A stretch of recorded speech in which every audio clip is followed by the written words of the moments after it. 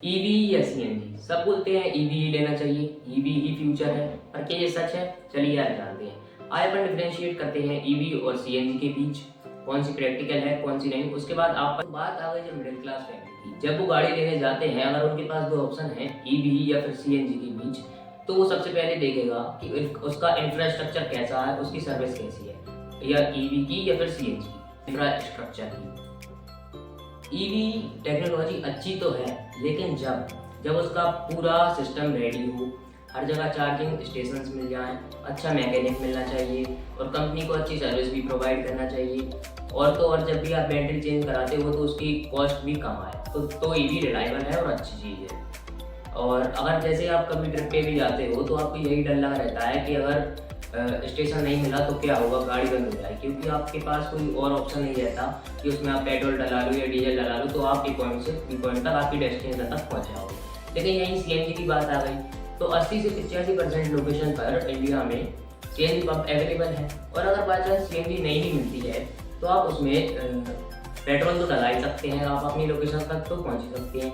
उसके बाद आपको सीएनजी पंप तो मिल ही जाएगा, और नहीं मिलता तो आप थोड़ी पेट्रोल पे भी चला सकती हैं गाड़ी को। तो ये सीएनजी का एक प्लस पॉइंट है, लेकिन एक सीएनजी का नेगेटिव भी है। जैसे सीएनजी की टैंक की वजह से उसमें सीएनजी में आपको बूट नहीं मिल पाता सही से, लेकिन ईवी में आपको बूट मिल जाता है। पर अब देखा जाए तो जैसे मारुति ने विक्टोरियस में सीएनजी अंडर बॉडी कर दी है, टाटा ने अपनी पंच में 2 सिलेंडर कर दिए हैं, तो बूट स्पेस मिल रहा है आपको अच्छा खासा। धीरे धीरे सारी कंपनियां अंडर बॉडी सीएनजी ही कर देंगी, तो ये एक सीएनजी का प्लस पॉइंट तो है ही। और जो बूट वाली सिचुएशन है उसको भी धीरे धीरे सही हो रही है, कंपनी उसे कर रही है, जैसे कि विक्टोरियस में कर दी गई। सबसे बड़ा फैक्टर है टाइम।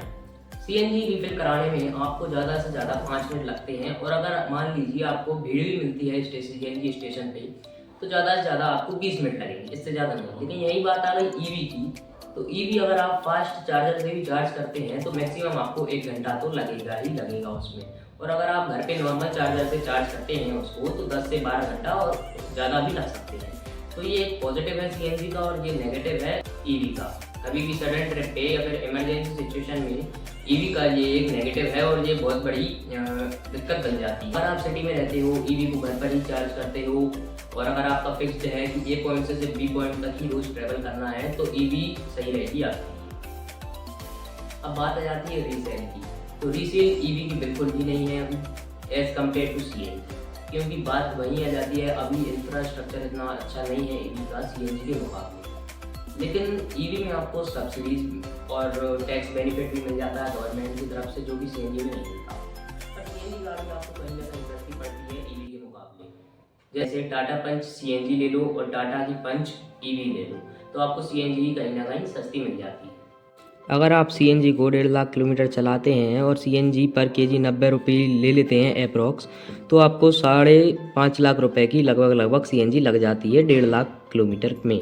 अगर आप वहीं ईवी को फास्ट चार्जर से चार्ज करते हैं और 1.5 लाख किलोमीटर ही चलाते हैं और पर यूनिट रेट अप्रॉक्स 20 ले लेते हैं, लेकिन 20 से ज़्यादा ही लगती है, अपन अप्रॉक्स 20 ले लेते हैं, तो आपको कॉस्ट आती है 4,20,000, और आपको 1.5 लाख में बैटरी चेंज करानी पड़ती है, तो 6 लाख उसके जोड़ लीजिए लगभग।